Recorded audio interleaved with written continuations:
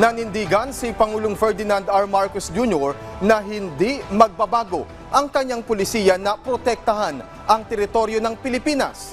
Tugon ito ni Pangulong Marcos sa patuloy na panatili ng monstership sa loob ng exclusive economic zone ng bansa at patuloy na paglapit ng iba pang barko ng China Coast Guard.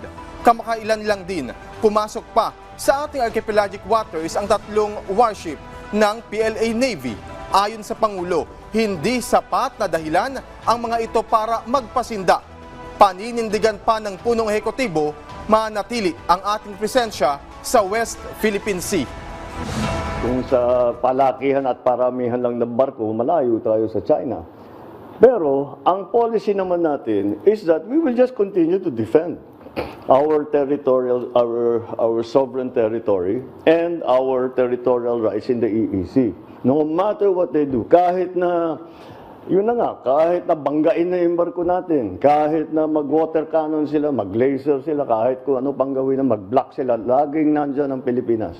We will always be there protecting our territory. We will always be there making sure our fishermen are able to exercise their sovereign rights. Nandyan lagi.